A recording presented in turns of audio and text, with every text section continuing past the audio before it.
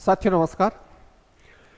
संकल्प civil services के द्वारा मध्य प्रदेश पुलिस उप निरीक्षक भर्ती परीक्षा 2025 का कंप्लीट बैच प्रारंभ किया गया है और इस संदर्भ में आपको जो प्रारंभिक जानकारी है वो यूट्यूब चैनल यानी संस्था का जो यूट्यूब चैनल है इस पर उपलब्ध करा दी गई है। तो इस विषय पर ज़्यादा बात नहीं करेंगे, लेकिन इसी क्रम में मैं प्रवीण सोनी आप लोग को इतिहास का अध्ययन कराऊंगा। एसआई भर्ती परीक्षा 2025 में जो प्री और मुख्य दोनों चरणों में इतिहास विषय जो है वो कॉमन है और यहाँ पर जो क्लासेज आपको उपलब्ध कराई जा रही हैं वो प्री कम मेंस की हैं, यानी प्री के तैयारी के साथ ही जो हम यहाँ पर मेंस की तैयारी करेंगे ताकि आपकी अंतिम सफलता जो है वो सुनिश्चित हो सके। तो साथियों आइए समय बर्बाद न करते हुए आगे बढ़ते हैं और इतिहास के अंतर्गत आज हमारा टॉपिक है सिंधु घाटी की सभ्यता। प्री और मेंस दोनों में आपको पढ़ना है, तो इसे यहाँ पर थोड़ा सा सभी एंगल से या सभी डायमेंशन में समझने का प्रयास करेंगे। साथियों ये टॉपिक ऐसा है कि लगभग सभी परीक्षाओं पूछा जाता रहा है, चाहे वो मध्य प्रदेश राज्य की कोई भी परीक्षा हो, अदर स्टेट की कोई परीक्षा हो या कि यूपीएससी हो, इससे किसी ना किसी रूप में इस टॉपिक से प्रश्न आते रहे हैं और मुझे पूरा विश्वास है कि आपकी जो परीक्षा होने वाली है प्री और मुख्य यानी एसआई की जो प्री और मुख्य है इसमें किसी भी चरण में आपसे परीक्षा में ये जो है इसके संदर्भ में प्रश्न पूछे जा सकते हैं। तो साथियों आप लोगों ने भी पहले अपने तरीके से सिंधु घाटी की सभ्यता, जिसे कि हम हड़प्पा सभ्यता के नाम से भी जानते हैं, इसे आप लोगों ने पढ़ा होगा और वैसे भी शुरू से पढ़ते आ रहे हैं। तो इतना तो आपको मालूम होगा कि जो सिंधु घाटी की सभ्यता है वो भारत की नहीं बल्कि विश्व की प्राचीनतम सभ्यताओं में अपना स्थान रखती है। और कैसा स्थान रखती है? विकास की दृष्टि से, अपने स्वरूप की दृष्टि से प्राथमिक स्थान रखती है।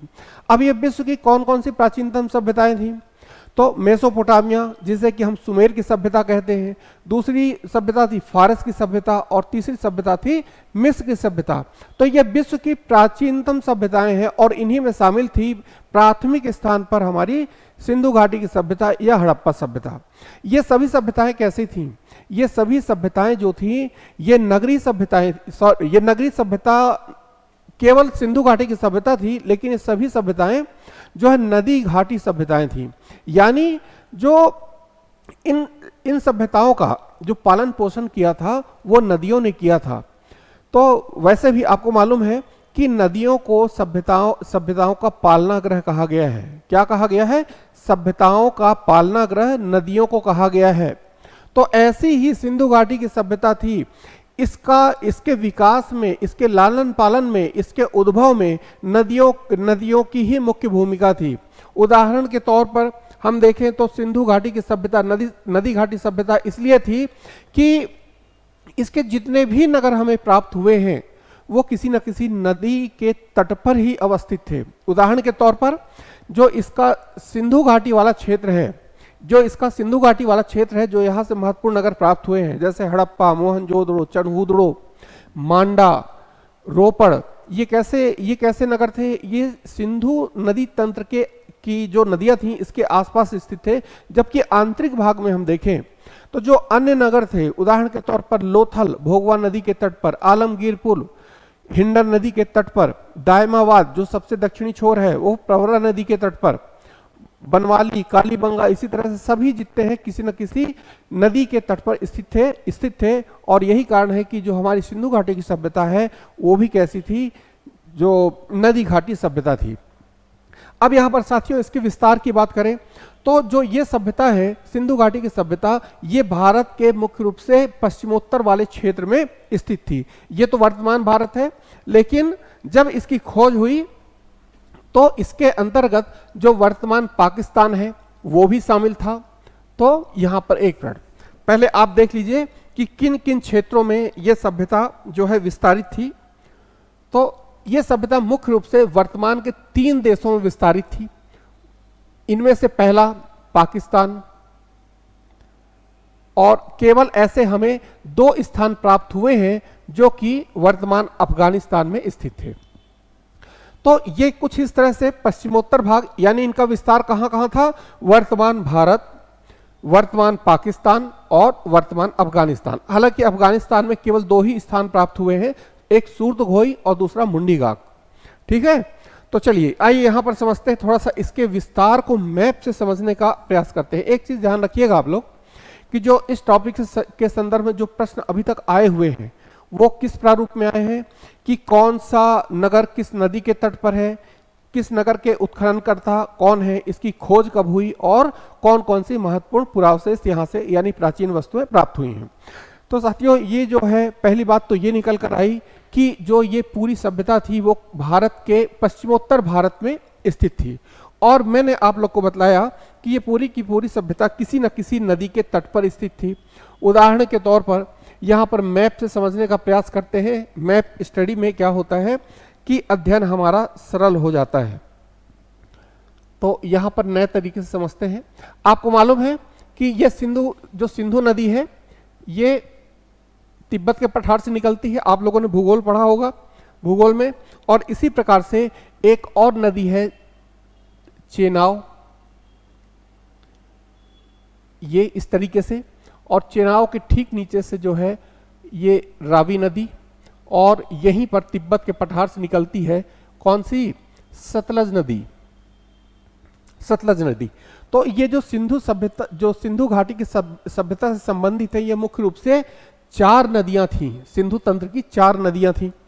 अब साथियों यहां पर देखें तो सबसे पहले सभ्यता के अंतर्गत किसे खोजा गया, सबसे पहले जो है हड़प्पा को खोजा गया था, आपको मालूम है। खैर देखते हैं, यहां पर सबसे पहले देखते हैं, इसे इस क्रम में पढ़ेंगे। इसकी खोज कब हुई, कैसे हुई और इसका नामकरण। किसी भी टॉपिक को पढ़ने के पहले यदि उसका क्रम निर्धारित कर लिया जाए तो हमारा अध्ययन सरल हो जाता है। देखिए साथियों, जो इसकी खोज कैसे हुई, आकस्मिक ही खोज नहीं हुई बल्कि इसमें एक लंबा समय लगा है। जैसे ये 1826 की बात है। कब की बात है, 1826। एक ब्रिटिश अधिकारी थे चार्ल्स मैसन। कौन थे, चार्ल्स मैसन।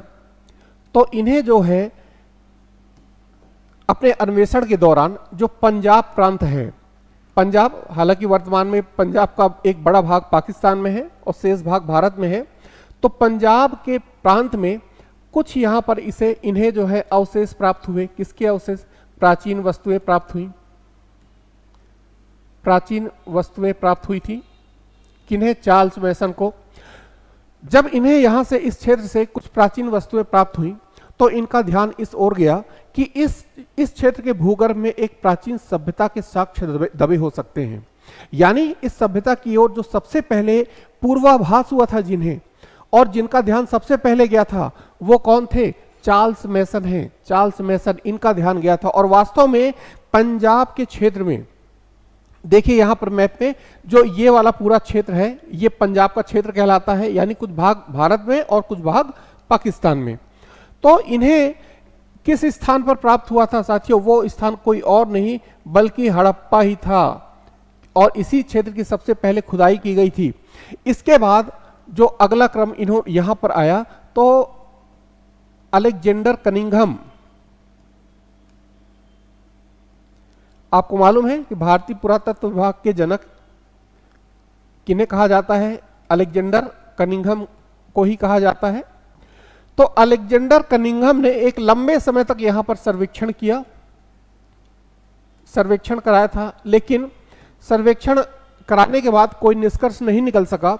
और इसी प्रकार से हम आगे देखें साथियों तो लगभग 1875 के आसपास की बात है।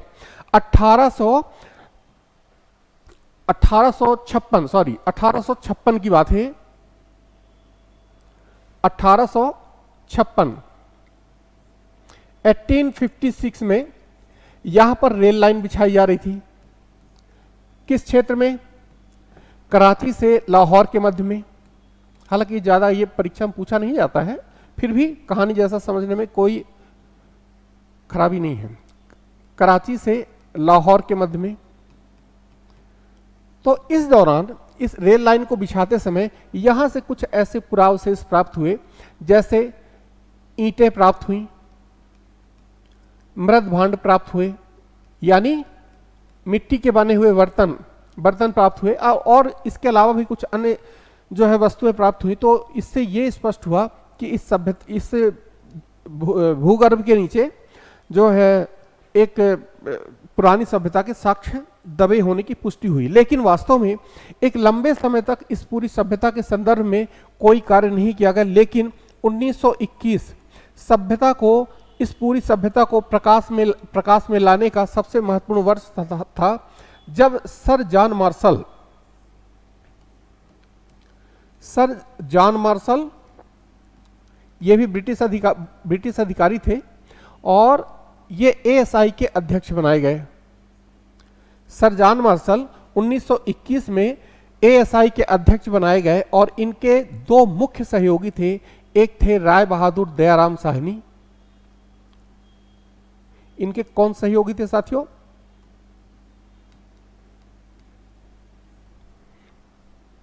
राय बहादुर दयाराम साहनी। संक्षेप में आप लोग याद रखिए, श्री दयाराम साहनी ये भारतीय पुरातत्व शास्त्री थे और एक ऐसे ही थे श्री राखलदास बनर्जी। खैर इन्हें देखेंगे। तो 1921 में सर जॉन मार्शल एएसआई के यानी भारतीय पुरातत्व विभाग के अध्यक्ष बनाए गए और इनके एक भारतीय सहयोगी पुरातत्व शास्त्री थे दयाराम साहनी। तो इनके जॉन मार्शल के नेतृत्व में दयाराम साहनी ने हड़प्पा नगर की खुदाई कराई, इसका उत्खनन कराया और हड़प्पा का पूरा नगर प्रकाश में आ गया। देखिए यहां पर चार्ल्स मैसन को इसी क्षेत्र पर एक जो है एक मुद्रा जैसी चीज प्राप्त हुई थी, प्राचीन वस्तु प्राप्त हुई थी और इसी आधार पर सर जॉन मार्शल ने अपने निर्देशन में जो इनके सहयोगी थे दयाराम साहनी, इन्होंने हड़प्पा नगर का उत्खनन कराया और इस उत्खनन के साथ ही इस क्षेत्र की सभ्यता थी ये प्रकाश में आई। और इसके बाद, इसके ठीक एक वर्ष के बाद जो इनके एक अन्य सहयोगी थे पुरातत्व शास्त्री राखलदास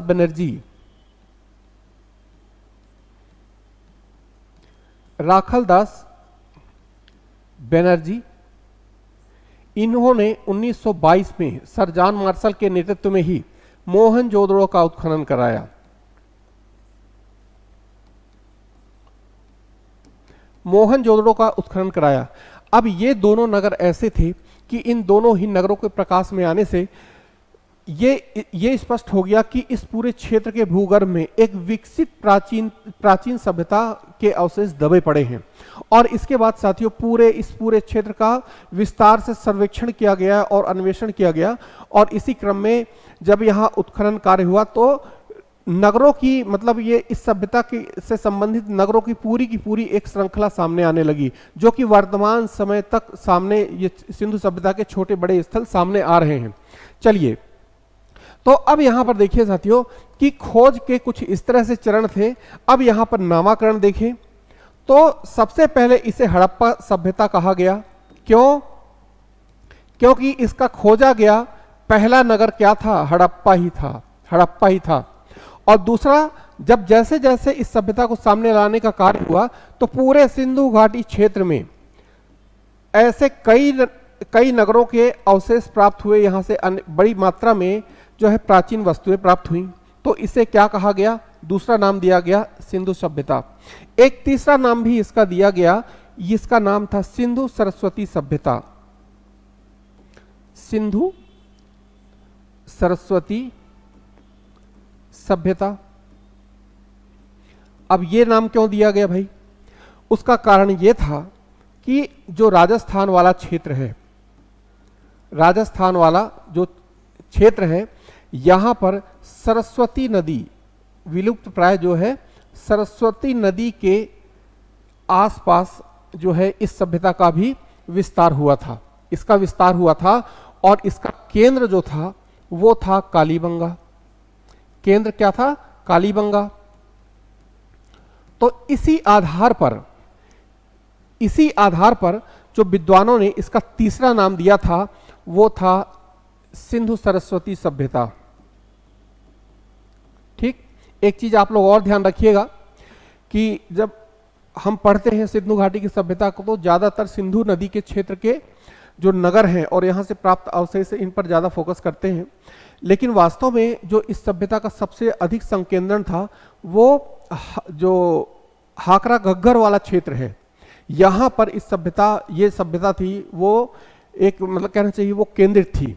तो साथियों ये कुछ इस तरह से कहानी हमें मिलती है या कि जो तथ्य मिलते हैं आपकी परीक्षा के दृष्टिकोण से कि सिंधु सभ्यता की खोज कैसे हुई, इसका नामकरण कैसे हुआ, तो आप ये तीनों नाम ध्यान रखेंगे।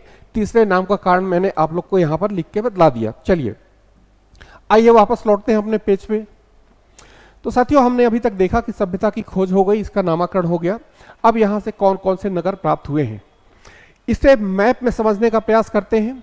सबसे पहले हमने नदी बनाई थी यहां पर, तो यहां पर देखिए ये कौन सी नदी है, सिंधु नदी। ये कौन सी नदी है, चेनाब। ये कौन सी, रावी। और ये सतलज। इसे ध्यान से समझिएगा। मैपिंग कराने का आशय मेरा ये है कि यदि हम इसे रटने का प्रयास करेंगे तो हो सकता है कुछ जानकारी हमसे छूट जाए, लेकिन यदि किसी भी चीज को हम मैप के सहारे पढ़ने का प्रयास करते हैं तो वो हमारे लिए अध्ययन में थोड़ी आसान हो जाती है, सहायक हो जाती है। तो सबसे पहले साथियों यहां पर देखते हैं कि हमने देखा 1921 में जो सबसे पहले नगर प्रकाश में आया था वो कौन सा था, ये यहां पर स्थित था रावी नदी के तट पर। इसका नाम था हड़प्पा। और इसी आधार पर इसे किस सभ्यता का नाम दिया गया, हड़प्पा सभ्यता का नाम दिया गया। ठीक, ये कब की बात है, 1921 में। अब आते हैं अपन सिंधु नदी में। तो यहां पर साथियों इसके ठीक एक वर्ष के बाद यहां पर मोहनजोदड़ो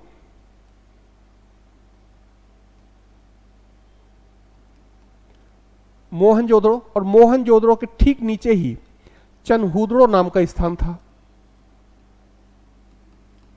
चनहुदड़ो। तो आप ध्यान रखिए, दो चीजें क्लियर हो गई। हड़प्पा किस नदी के तट पर, रावी नदी के तट पर।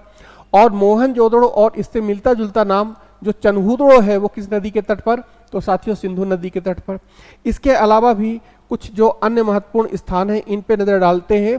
तो यहां पे साथियों था मेहरगढ़।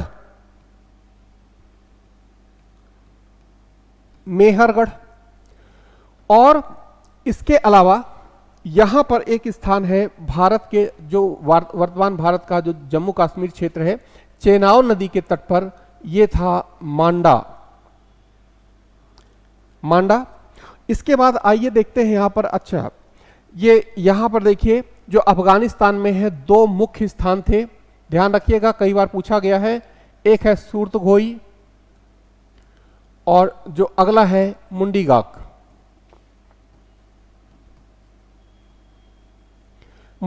ये दोनों कहां थे, अफगानिस्तान में थे। इसे आप लोग ध्यान रखिएगा। इसके अलावा और भी हम देखें तो साथियों यहां पर जो ये स्थान है, यहां से प्राप्त हुआ है सुतकांगेनडोर। नाम ध्यान रखिएगा अच्छे से, सुतकांगेनडोर। इसके अलावा यहीं से एक स्थान प्राप्त होता है बालाकोट।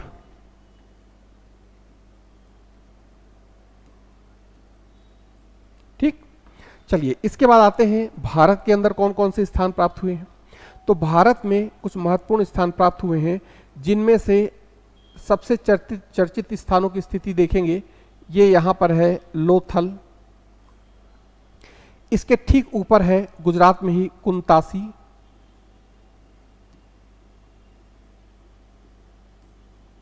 ठीक, लोथल के ठीक पश्चिम में है रंगपुर।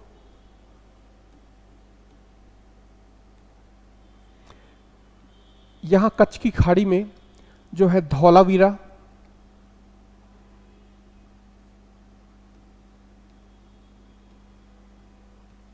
हालांकि और भी स्थान हैं गुजरात में, जैसे सुरकोतड़ा है। अब यहां पर मैपिंग में स्थान नहीं बचा है।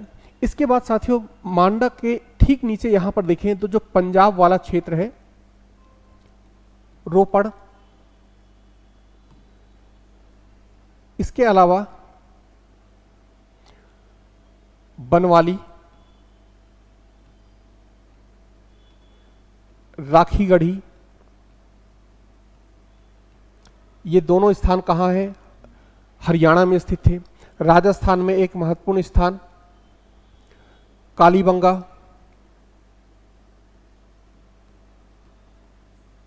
कालीबंगा, इतना क्लियर है आप लोग को?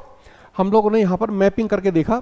तो यहां पर एक चीज ध्यान रखिएगा कि जो भारत में सबसे अधिक सैंधव स्थल किस राज्य में खोजे गए हैं, तो वो है आपका गुजरात। देश की आजादी के बाद भारत में यानी स्वतंत्र भारत में खोजा गया पहला सैंधव स्थल या हड़प्पाई स्थल रोपड़, जो कि सतलज नदी के तट पर है। आप यहां पर देख सकते हैं सतलज नदी के तट पर है, ठीक, यह यहां पर हुआ। और इसके बाद साथियों यहां पर उत्तर प्रदेश में मेरठ जिले में एक आलमगीरपुर नाम का स्थान है। हालांकि उत्तर प्रदेश में कई स्थान प्राप्त हुए हैं, उन्हें रेगुलर क्लास में देख लेंगे। और इसके बाद जो है यहां पर महाराष्ट्र में एक स्थान प्राप्त हुआ है, उसका नाम है दायमावाद। दायमावाद, ठीक। तो इस तरीके से साथियों कुछ इस तरह से हमारी मैपिंग बनती है। हालांकि बहुत सारे स्थान यहां पर लिखना संभव नहीं हो पाता है, वो उसे मैं आप लोग को रेगुलर क्लास में बताऊंगा। तो कुल मिलाकर हम भारत में देखें तो भारत में जो कितने राज्यों में ये सभ्यता विस्तारित थी, तो सबसे ज्यादा जो स्थान प्राप्त हुए हैं सैंधव सभ्यता के, वो गुजरात में प्राप्त हुए हैं। इसके अलावा जो जम्मू कश्मीर वाला क्षेत्र है, यहाँ पर मांडा जो कि चेनाब नदी के तट पर है। इसके ठीक नीचे पंजाब में रोपड़ है, रोपड़ जो कि सतलज नदी के तट पर है।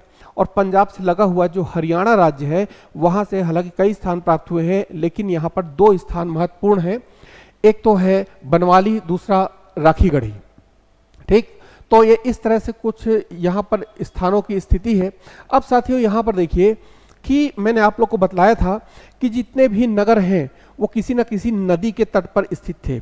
तो यहाँ पर देखें जो मांडा है वो चेनाब नदी के तट पर, और आलमगीरपुर की बात करें, आलमगीरपुर जो कि उत्तर प्रदेश के मेरठ जिले में स्थित है, ये हिंडन नदी के तट पर स्थित था। ध्यान रखिएगा, ये स्थानीय नदी हिंडन नदी के तट पर।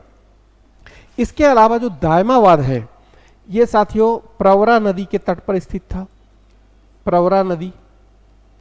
और जो इसका यहां पर एक सुतकांगेंडोर आपको दिख रहा है, जो कि बंदरगाह नगर था, ये स्थानीय दास्त नदी के तट पर स्थित था,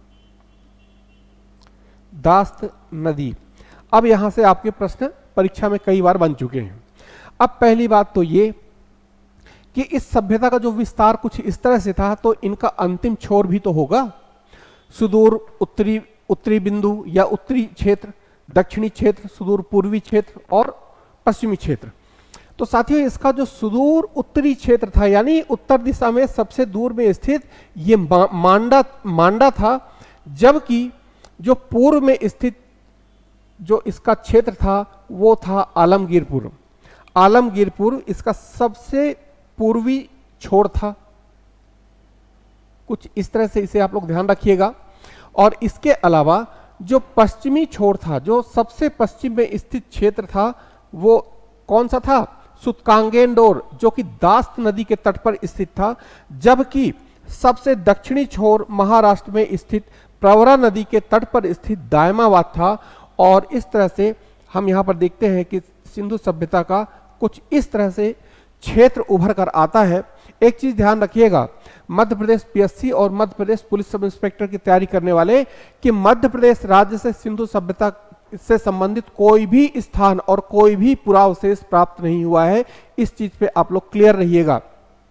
मध्य प्रदेश के आसपास के राज्यों से हमें जरूर अवशेष प्राप्त हुए हैं, नगर प्राप्त हुए हैं, लेकिन मध्य प्रदेश में सिंधु सभ्यता के विस्तार के साक्ष्य बिल्कुल भी नहीं मिलते हैं साथियों। तो कुछ इस तरह से यहां पर हम देखें तो सभ्यता का जो विस्तार था, मैंने मैपिंग के सहारे आप लोग को यथासंभव समझाने का प्रयास किया है। तो ये कुछ इस तरह से था। अब साथियों जब उत्तरी छोर और दक्षिणी छोर, पूर्वी और पश्चिमी छोर है, तो इनके एक मध्य में एक निश्चित लंबाई भी तो होगी। तो जो मांडा से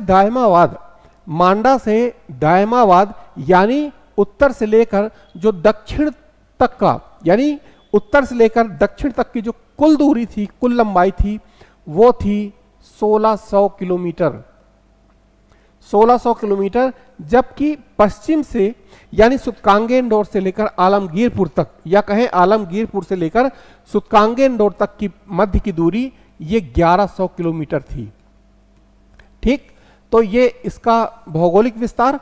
और यहां पर विद्वानों ने जो इसका स्वरूप निर्धारित किया है वो कैसा स्वरूप निर्धारित किया है?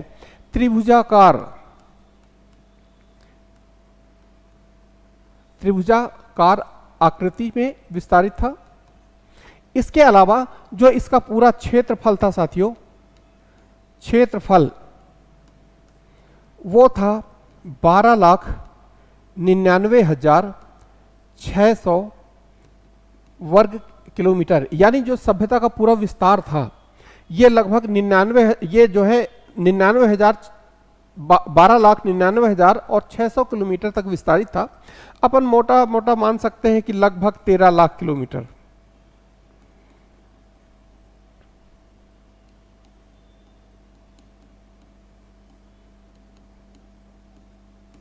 Kilometre square. चलिए, तो साथियों यहां पर ये महत्वपूर्ण जानकारियां थी। आप इसी मतलब जो हमने ये मैपिंग की है भौगोलिक स्थिति का यहाँ पर मैप में विस्तार से देखा है, इसी से संबंधित आपकी परीक्षा में प्रश्न आ जाते हैं। चलिए यहाँ पर एक चीज और देख लीजिए आप लोग, हो सकता है आगे पढ़ते समय दिमाग से उतर जाए। तो देखिए साथियों, जो यहाँ पर सुतकांगेंडोर है, बालाकोट है, और यहीं पर एक और स्थान था अल्लादीनो।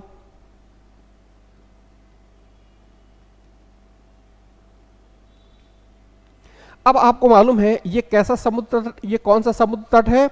ये अरब सागर में खंभात की खाड़ी में स्थित है। और ये जो है तटीय क्षेत्र है, ये तटीय नगर है जो सिंधु सभ्यता के, ये मकराना समुद्र तट कहलाता है। कौन सा तट कहलाता है साथियों? ये मकराना समुद्र तट कहलाता है।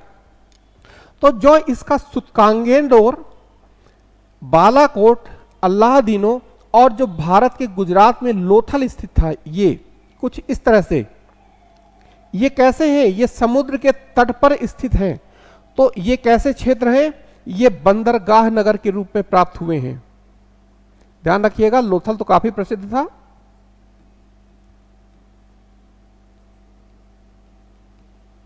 बंदरगाह नगर थे। कौन कौन से? ध्यान रखिएगा, मुख्य रूप से जो यहां से बंदरगाह नगर प्राप्त हुए हैं उनमें पहला सुतकांगेंडोर, दूसरा बालाकोट, तीसरा अल्लादीनो। ये तीनों के तीनों वर्तमान पाकिस्तान के बलूचिस्तान प्रांत से लगे हुए मकराना समुद्र तट पर स्थित थे। जबकि भारत में जो लोथल नाम का स्थान था, जो गुजरात में भोगवा नदी के तट पर स्थित था, ये भी बंदरगाह नगर था। और विद्वानों का मानना है कि इन्हीं क्षेत्रों से, खासतौर से लोथल से पश्चिमी एशिया, जो पश्चिमी भाग है, पश्चिमी एशिया है, यहां से व्यापारिक संबंध इनके रहे होंगे।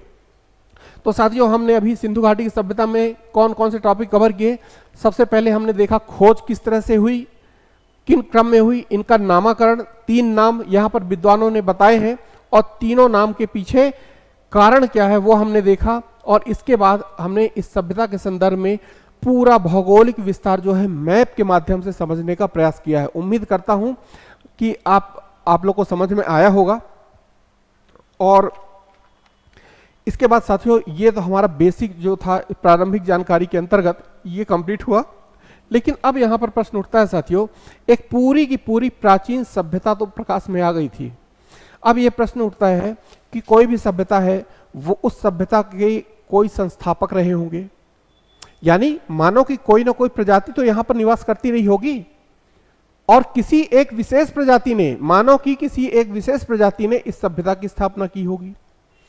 इतना अब यह भी प्रश्न उठता है, तो विद्वानों ने इसका भी निर्धारण किया है साथियों। तो यहां पर देखें, अगला पॉइंट हमारे सामने आता है कि इस सभ्यता के निवासी कौन थे।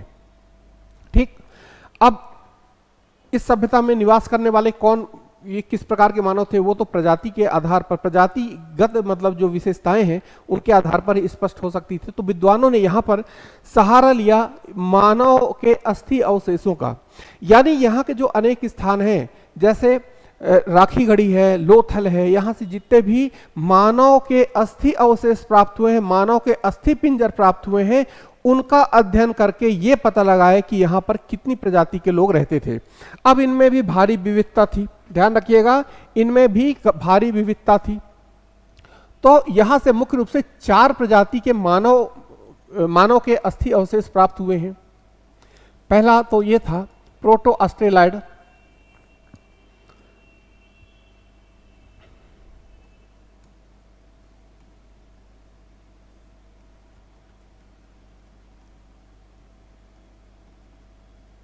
Proto Australoid.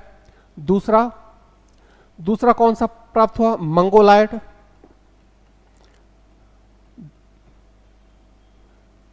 तीसरा अल्पाइन।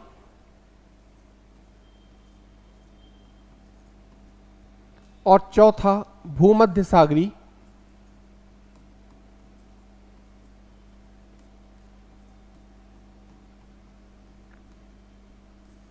इसे ही कहा जाता है द्रविड़। ध्यान रखिएगा, इसे ही द्रविड़ प्रजाति कहा जाता है और इसे काकेशियन कहा जाता है।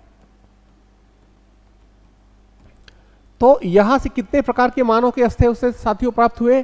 4 प्रकार के मानव के अस्थि अवशेष प्राप्त हुए। मतलब प्रजाति, आपको तो आप लोगों ने पढ़ा होगा कि जो प्रजाति के आधार पर, यानी शारीरिक बनावट, कद, काठी, त्वचा के रंग के आधार पर जो मानव है इसे भी प्रजातियों में विभाजित किया गया है। तो ऐसी ही 4 प्रजातियों के अस्थि अवशेष प्राप्त हुए। पहला कौन सा था? प्रोटो ऑस्ट्रेलॉइड, जिसे कि काकेशियन भी कहा जाता है। और दूसरा मंगोलाइड, जो आज भी जो तिब्बत, चीन और भारत का जो 7 सिस्टर्स है, नॉर्थ ईस्ट के जो 7 स्टेट हैं, यहां पे पाए जाते हैं। इसके अलावा अल्पाइन, भूमध्य सागरी और द्रविड़। ये तो हो गए यहां पे ये 4 प्रजाति के मानव निवास करते थे। अब एक प्रश्न ये उठा कि आखिर इस सभ्यता के संस्थापक कौन रहे होंगे? जैसे सिंधु सभ्यता के बाद आर्य सभ्यता प्रारंभ होती है और आर्य सभ्यता के संस्थापक कौन थे? आर्य थे। तो यहां पर जिस प्रजाति के मानव के अस्थि अवशेष सबसे ज्यादा पाए गए उसे ही इस सभ्यता का संस्थापक माना गया। और ऐसे साथियों यहां पर देखते हैं कि जो भूमध्य सागरी या द्रविड़ है, इसके सर्वाधिक अस्थि अवशेष पाए गए थे। और यही कारण है कि विद्वानों ने इन्हें सभ्यता का संस्थापक माना है।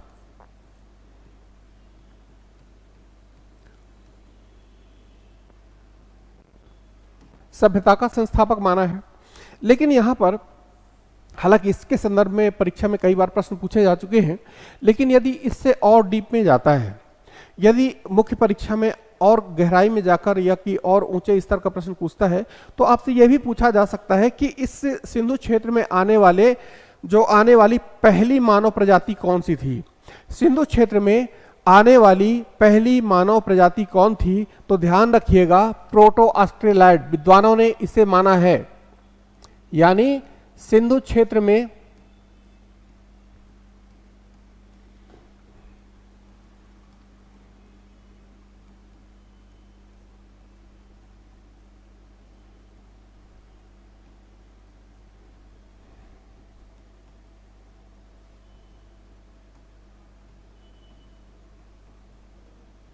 प्रथम मानव प्रजाति। ठीक, तो ये निवासी के संदर्भ में, संस्थापक के संदर्भ में, सभ्यता के संस्थापक के संदर्भ में जो भी जानकारी थे वो मैंने आप लोग को देने का प्रयास किया है। अब इसके बाद प्रश्न उठता है कि समकालीन सभ्यता कौन कौन सी थी? अगला टॉपिक यहां पर देखते हैं जो है समकालीन सभ्यता। हमने शुरू में साथियों चर्चा की कि मैंने आप लोग को बतलाया था, मैंने आप लोग से कहा था कि विश्व की प्राचीनतम सभ्यताओं में शामिल थी। विश्व की प्राचीनतम सभ्यताओं में से एक, तो ये प्राचीनतम सभ्यताएं कौन कौन सी थी साथियों? सबसे पहला तो मेसोपोटामिया की सभ्यता,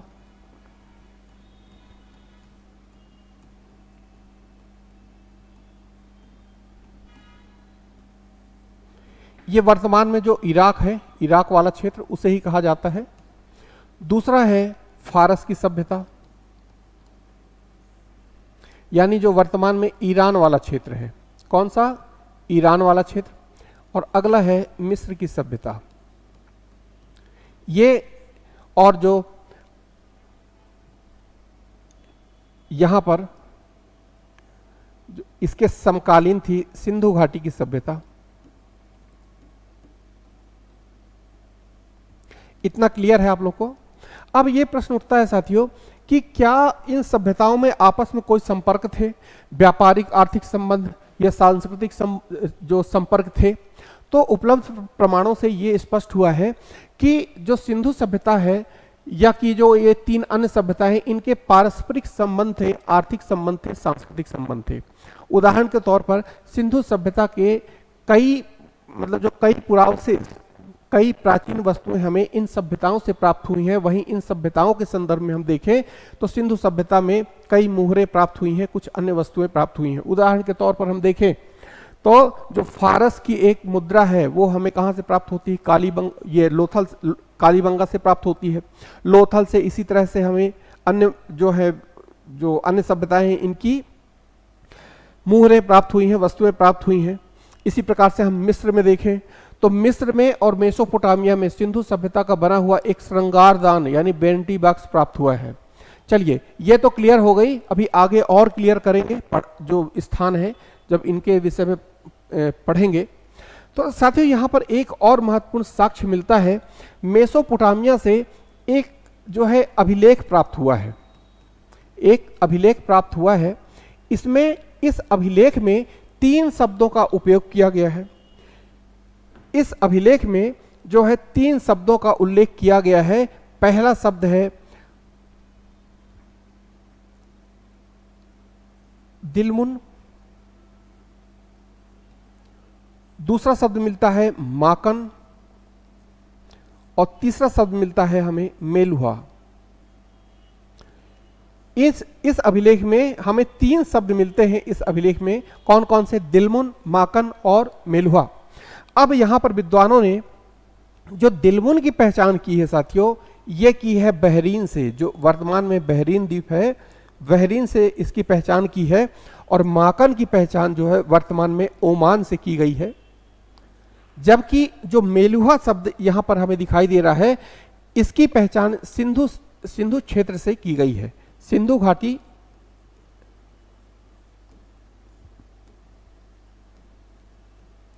सिंधु क्षेत्र से, यानी सिंधु घाटी की सभ्यता के लिए मेलुहा शब्द का प्रयोग किया गया है। तो साथियों ये इस तथ्य को प्रमाणित करते हैं कि ये जो समकालीन सभ्यताएं थी कौन कौन सी? मेसोपोटामिया, फारस और मिस्र, और भारत में जो पल्लवित सिंधु घाटी की सभ्यता थी, इनमें आपसी संबंध थे, आर्थिक संबंध और सांस्कृतिक संबंध थे। तो साथियों उम्मीद कर रहा हूं यहां पर आप लोग को समझ में आया होगा। इसके बाद जो अगला प्रश्न उठता है कि इस सभ्यता का कालखंड क्या था, ये कितनी प्राचीन सभ्यता थी। ये सारी चीजें मैं आप लोग को बतला चुका हूं। ये कांस्य युगीन सभ्यता थी। क्योंकि यहां पर जो है एक तथ्य मिलता है, हालांकि आगे आप लोग को अर्थव्यवस्था के समय बतलाऊंगा कि सिंधु वासियों ने सबसे पहले धातु की खोज की थी, वो धातु थी तांबा। और सिंधु वासियों ने ही सबसे पहले मिश्र धातु बनाई थी, वो धातु कौन सी थी? कांस्य धातु थी। तो तांबा और टिन, इनको मिलाकर विश्व की पहली मिश्र धातु बनाई थी कांस्य धातु, और इसका इन्होंने ज्यादा प्रयोग किया था तांबे की तुलना में। वैसे भी आप देखें तो जो कॉपर है, कॉपर मेटल होता है, तांबा धातु होती है, वो नरम होती है, वो मतलब कठोर कार्यों में उसका उपयोग नहीं किया जा सकता है। लेकिन जो कांस्य धातु है ये तुलनात्मक रूप से अधिक कठोर होती है।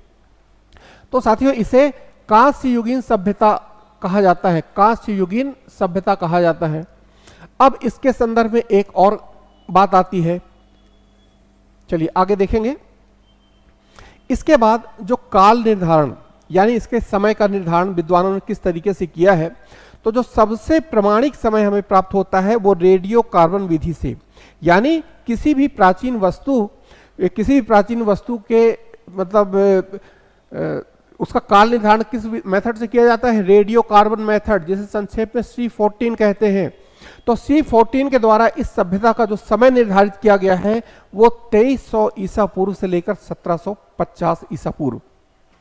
लेकिन अलग अलग विद्वानों ने इस पूरे क्षेत्र का अनुसंधान और सर्वेक्षण करके अलग अलग समय निर्धारित किया है। उदाहरण के तौर पर सर जॉन मार्शल ऐसे पहले विद्वान हैं जिन्होंने सिंधु सभ्यता के समय को या कालखंड को निर्धारित करने का प्रयास किया है। इसे आप लोग ध्यान रखिएगा, ये हो सकता है परीक्षा में पूछ लिया जाए। तो सर जॉन मार्शल ने बताया कि यह सभ्यता 3250 ईसा पूर्व से 2750 ईसा पूर्व तक विस्तारित रही है। इसके बाद जो अगले महत्वपूर्ण विद्वान हैं वो है अर्नेस्ट मैके। इन्होंने 2800 ईसा पूर्व से 2500 ईसा पूर्व समय बतलाया। फिर माधव स्वरूप वत्स जो कि भारतीय पुरातत्व शास्त्री हैं, इन्होंने भी जो हड़प्पा नगर है, तो ये इन्होंने भी इस नगर का उत्खनन कराया था दयाराम साहनी जी के बाद। और इसी प्रकार से मार्टिमर व्हीलर और फेयर सर्विस। समय आप देख सकते हैं सभी विद्वानों के द्वारा जो निर्धारित किया गया है कालखंड वो कुछ अलग अलग हमें दिखाई देता है, लेकिन जो सबसे प्रमाणिक है वो रेडियो कार्बन विधि यानी C14 मेथड से निर्धारित किया गया है 2300 ईसा पूर्व से लेकर कितना 1750 ईसा पूर्व। अब साथियों यहां पर एक बात ये आती है कि ये सभ्यता कब तक अपने अस्तित्व में रही है। तो ये पूरी सभ्यता जो है, विद्वानों का ऐसा मानना है कि ये पूरी सभ्यता लगभग 5000 वर्ष प्राचीन है और ये लगभग 600 वर्षों तक अस्तित्व में रही।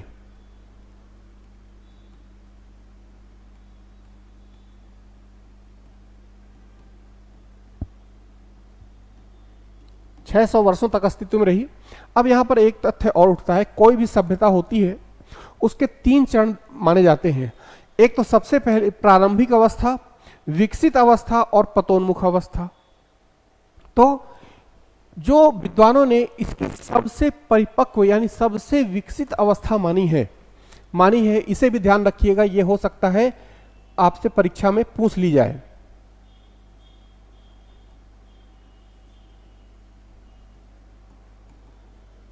या इसे हम कह सकते हैं विकसित अवस्था, सबसे विकसित अवस्था।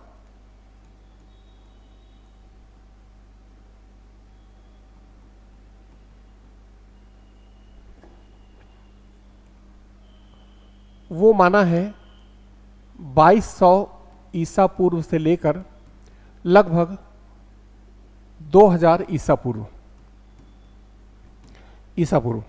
तो ये कुछ इस तरह से आपके जो महत्वपूर्ण तथ्य हैं यहां पर मैंने क्लियर करने का प्रयास किया है। अब एक बात और आती है साथियों कि इस सभ्यता के सभी स्वरूपों को जो इतिहासकारों ने निर्धारित किया है, जैसे यहाँ की सामाजिक व्यवस्था है, इसकी सामाजिक व्यवस्था है, आर्थिक व्यवस्था है या धार्मिक व्यवस्था है, तो इनकी जानकारी के स्रोत क्या है।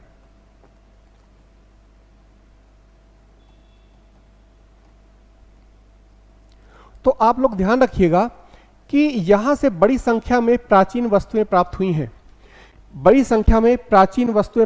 हैं, यानी पुरावशेष प्राप्त हुए हैं अलग अलग नगरों से, और साथ में हमें लिखित प्रमाण भी प्राप्त हुए हैं, यानी सिंधु सभ्यता में लिपियों की भी जानकारी थी। यानी किस तरह के स्रोत हैं?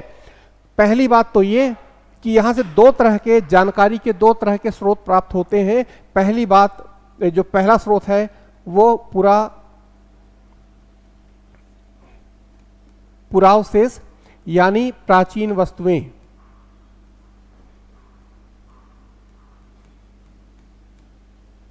दूसरा हमें प्राप्त होता है लिपि। अब प्राचीन वस्तुएं जो है, यहां से हमें तत्कालीन जो व्यवस्थाएं हैं, चाहे वो धार्मिक हो, आर्थिक हो, सामाजिक हो, इनकी जानकारी हमें प्राप्त होती है। और लिपि जो कि लिखित साक्ष्य के अंतर्गत आते हैं। तो आप ध्यान रखिएगा साथियों कि जो सैंधव समाज है वो शिक्षित समाज था, इन्हें लेखन कला का ज्ञान था, लेकिन इसे आज तक पढ़ा नहीं गया है।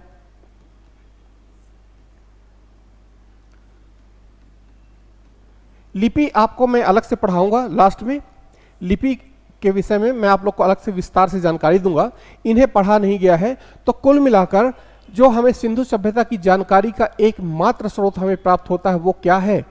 पुरातात्विक वस्तुएं, एकमात्र स्रोत जो प्राचीन वस्तुएं प्राप्त हुई अलग अलग नगरों से, उनसे ही सभ्यता के पूरे स्वरूप का, पूरी व्यवस्थाओं का निर्धारण विद्वानों ने किया है। अब यहां पर एक चीज और आती साथियों कि इतिहास को उपलब्ध साक्ष्यों के आधार पर वास्तव में 3 भागों में विभाजित किया गया है। ध्यान रखिएगा कि जो इतिहास को 3 अन्य तरह से भी विभाजित किया गया है। एक है प्राग ऐतिहासिक,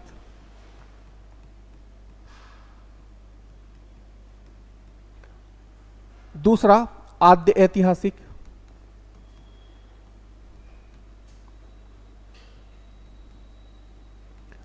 और तीसरा जो है ऐतिहासिक।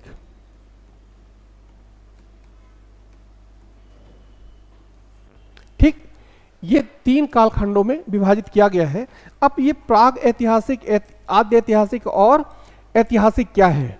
तो यहां पर लिखित साक्ष्य प्राप्त नहीं होते हैं, यानी केवल पुरानी वस्तुएं।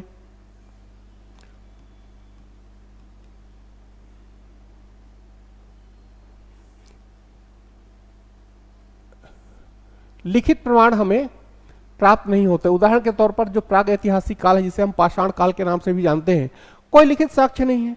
पाषाण के उपकरण प्राप्त होते हैं और यहां से जो है गुफाएं प्राप्त होती हैं। इसके अलावा जो आद्य ऐतिहासिक, इनकी 2 विशेषताएं होती हैं। लिखित प्रमाण तो होते हैं लेकिन इन्हें पढ़ा नहीं जा सका है।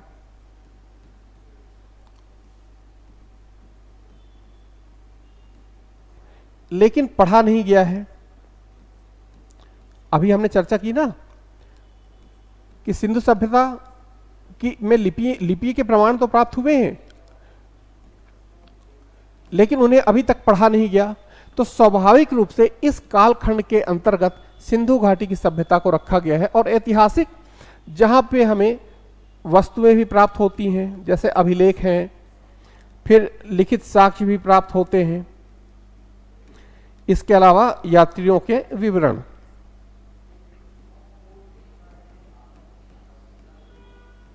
तो कुछ इस तरह से। खैर, आप लोग यहां पर ध्यान रखिएगा कि सिंधु सभ्यता को ऐतिहासिक जो प्राचीन अवशेष प्राप्त हुए हैं या कि प्राप्त जो प्रमाण है, इसके आधार पर किस इतिहास के किस कालखंड में रखा गया है, तो उसे ध्यान रखिएगा कि आद्य ऐतिहासिक काल।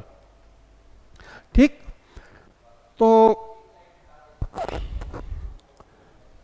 साथियों, ये था आज हमने देखा सिंधु घाटी की सभ्यता की जितनी भी प्रारंभिक जानकारियां थी, इन्हें कवर करने का प्रयास किया गया है।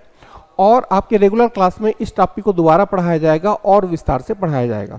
उम्मीद करता हूं आप लोग को समझ में आया होगा कि हमें इतिहास के टॉपिक किस तरीके से पढ़ने हैं। मेरा व्यक्तिगत रूप से मानना है कि यदि हम मैपिंग करके पढ़ें तो इतिहास का जो अध्ययन है वो हमारा सरल हो जाता है, तुलनात्मक रूप से काफ़ी सरल हो जाता है। और केवल जितने तथ्य, जितनी अनिवार्यता है, केवल उन्हें ही रटने का प्रयास करें, उन्हें ही याद करने का प्रयास करें तो बेहतर है। तो साथियों, इस संदर्भ में हमने आज देखा सिंधु घाटी की सभ्यता, और इसमें सबसे पहले देखा कि इसकी खोज किस तरह से हुई, नामाकरण किस तरीके से किया गया और नामाकरण के पीछे कौन कौन से कारण थे।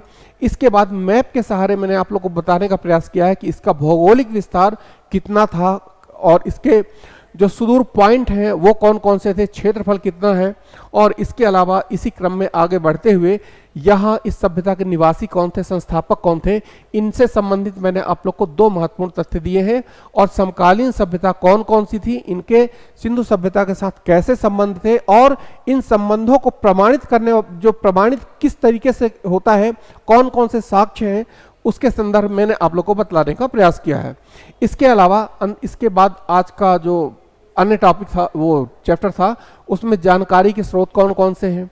2 स्रोत मैंने बतलाए, पुरावशेष यानी प्राचीन वस्तुएं और लिपि।